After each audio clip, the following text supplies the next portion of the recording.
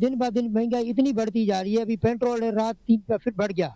ऐसे हफ्ते-हफ्ते महीने का रेट नहीं, हफ्ते-हफ्ते का रेट, हम खुद परेशान हो गए। हुकूमत से दरखास्त करूंगा कि भाई ये पेट्रोल ज्यादा किया तो सब कुछ ज्यादा, सब्जी, घी, आटा, सब कुछ, तो गरीब लोग बहुत परेशान है। 2 रुपए कुछ पैसा पेट्रोल और बढ़ा दिया गया है।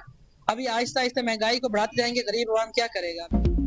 पेट्रोल, डीजल और मट्टी के तेल की कीमतों में इजाफा, शहरी परेशान। पेट्रोल 2 रुपए 34 पैसे इजाफे से 265 रुपए 45 पैसे फी लीटर हो गया। डीजल की कीमत 3 रुपए 2 पैसे इजाफे से 278 रुपए 44 पैसे फी लीटर मुकर्रर।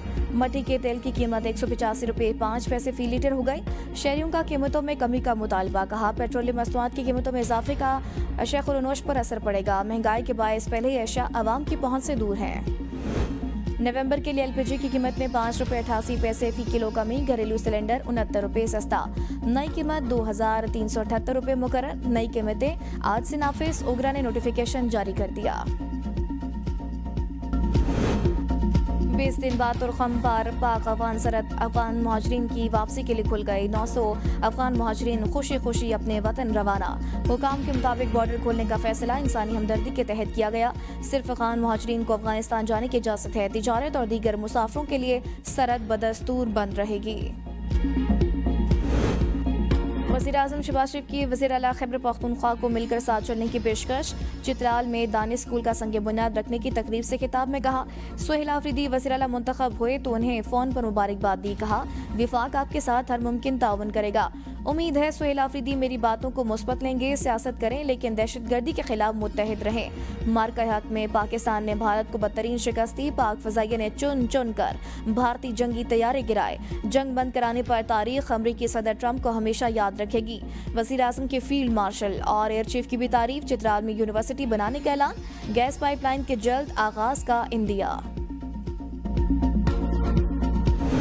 खैबर पख्तूनख्वा में क़याम अमन कमीशन। तमाम सियासी जमातों के कायदीन पर मुश्तमिल जिरगा बुलाने का फैसला।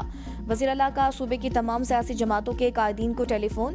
सुहेल आफरीदी का मौलाना फजल रहमान, अहमद वली खान, अमीर मुकाम, आफ्ताब शेरपाव और मोहम्मद अली शाह बाचा से राबता। कहा, इख्तिलाफी राय जमहूरियत का हुस्न है मगर अमन सबका मुश्तरका हदफ है। तमाम फरीकैन को साथ लेकर पायदार अमन यकीनी बनाया जाएगा। सूबाई असम्बली की इन हाउस कमेटी के तहत जिरगा बुलाने का फैसला किया है। स्पीकर असम्बली की जानिब से तमाम कायदीन को बाज़ाब्ता मदऊ किया जाएगा। सूबे में अमन के क़याम पर कोई दो राय नहीं। अमन व इस्तेहकाम हुकूमत की अवलीन तरजीह है।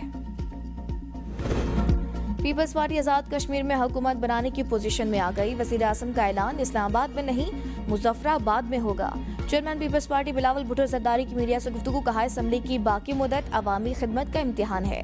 अगले 9 महीनों में कश्मीरी आवाम के ख्वाब पूरे करेंगे। पीपल्स पार्टी की बुनियाद कश्मीर कॉज की वजह से रखी गई थी। 3 नस्लों से कश्मीरियों का मुकदमा लड़ रहे हैं। गैर सियासी सोच और साजिश की वजह से कश्मीर में सियासी हिजान पैदा किया गया। कश्मीरियों से वादा करता हूँ कि आपकी नुमाइंदगी करूँगा, मायूस नहीं करूँगा। सियासी इख्तिलाफात हो सकते हैं, मईशत और गवर्नेंस पर मुत्तफिक होना जरूरी है। बदकिस्मती से असम्बली को एहतजाज का गढ़ बना दिया गया। स्पीकर पंजाब असम्बली मलिक अहमद खान का गवर्नमेंट कॉलेज यूनिवर्सिटी लाहौर में स्पोर्ट्स काला से खिताब। कहा, जंगों या कत्ल के बाद भी बातचीत से ही मसला हल किया जाता है। अगर कोई खिते में अपनी बदमाशी साबित करेगा तो फिर पाकिस्तान भरपूर जवाब देगा। पीपल्स पार्टी के मुमकिन एहतजाज के बायस हुकूमत कौमी असम्बली का इजलास बुलाने से गुरेजा। 27 अक्टूबर को इजलास ना बुलाया जा सका। पीपी के साथ मामला तय पाने पर इजलास 3 नवंबर को बुलाए जाने का इम्कान है। पीपल्स पार्टी का मौक़िफ़ है, हुकूमत विफाक और पंजाब में मुआहदे पर अमल दरामद नहीं कर रही। पंजाब में किसी को गैर कानूनी सरगर्मियों, असलहा की नुमाइश और शहरियों में खौफ राज फैलाने की इजाज़त नहीं। अवाम और उनके हकूक़ का तहफ़्फ़ुज़, कारोबार के लिए साजगार माहौल फराहम करना मरीम नवाज की पहली तरजीह है। वज़ीर इत्तलात अस्मा बुखारी का बयान। कहा, पंजाब में तरक्की और गवर्नेंस का जो ट्रेंड मरीम नवाज ने मुतारिफ करवाया वो बाकी सूबों के लिए रोल मॉडल बन चुका है।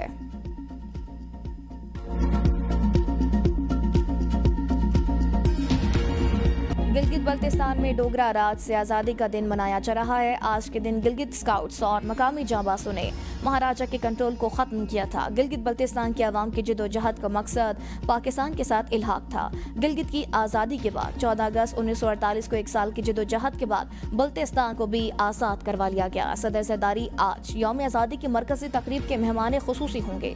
सदर मुमलिकत, गवर्नर, वज़ीर आला और काबीना अरकान से मुलाकात भी करेंगे। साबिक वज़ीर आज़म राजा परवेज़ अशरफ की गिलगित बल्तिस्तान के गयूर आवाम को यौम आज़ादी की मुबारकबाद पैगाम में कहा कि खुशी के मौके पर मकबूजा कश्मीर और फ़लस्तीन के आवाम को भी याद रखें। इजलास में गिलगित बल्तिस्तान का 78वां यौम आज़ादी भरपूर तरीके से मनाया जा रहा है। डिप्टी कमिश्नर ने यादगार शोदा पर फूलों की चादर चढ़ाकर तकरीबात का आगाज किया। जीबी स्काउट्स पुलिस फोर्स के दस्तों ने मार्च पास किया। पोलो, फुटबॉल और क्रिकेट के मैचेस का भी एहतमाम। मुख्तलिफ स्कूलों में रंगारंग प्रोग्राम्स, आवाम को जोशो खरोश दीदनी। पाकिस्तान की शान गिलगित बल्तिस्तान। यौम आज़ादी पर ISPR का खूबसूरत नगमा रिलीज। गिलगित बल्तिस्तान के नौजवान गुलकारों की आवाज़ में वतन से मोहब्बत का वालेहाना अंदाज।